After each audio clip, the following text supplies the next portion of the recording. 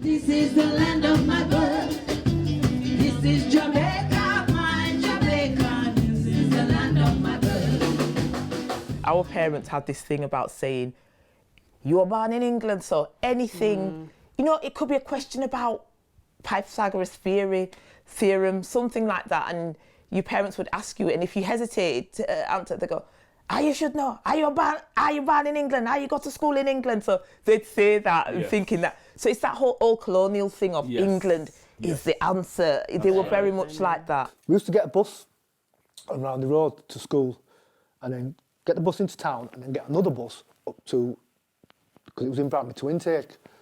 And from when we hit town, we used to get racist people shouting a load of rubbish, you know, go back to your own country, blah, blah, this, blah, blah. Scotland, do you know, Scotland School was the first school that I went to where I kind of realised that there was black and white. At the end of the day, there would be loads of people waiting for us outside school to obviously beat us up. It got that bad, right, that the head teacher decided that we got a special bus that picked us up from town and took us to school, and this went on for quite some time. This was news. It went on calendar and all sorts, and that's how bad it was. It's kind of stuff that you grow up with and you don't always discuss it as a family. But really recently talking to my brother about saying I didn't really face very much racism as such as at school because it was such a mixed school. But he said for him, he was like, bearing in mind he's 12 years older than me, he was like one of the only mixed race children, one of the first mixed race children in his school.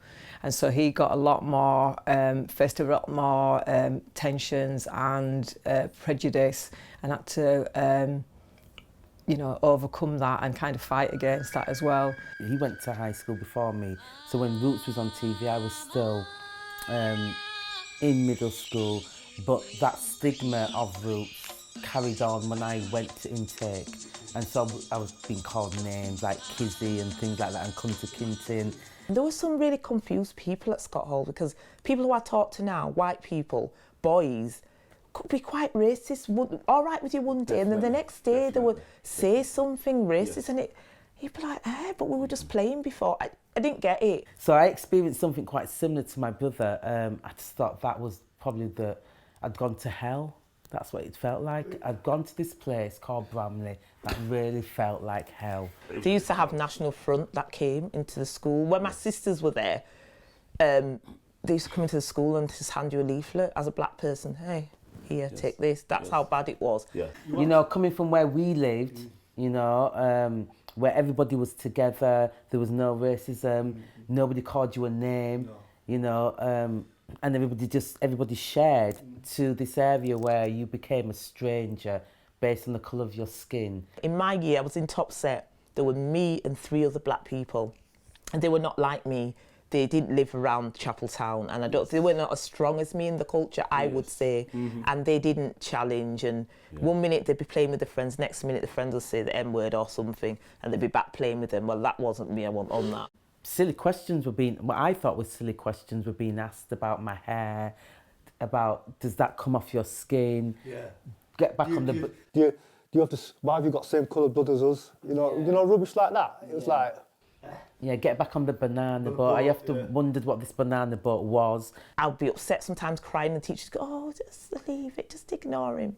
A lot of name calling and stuff, and it's quite a sad situation when you think about it. It wasn't a safe environment for education.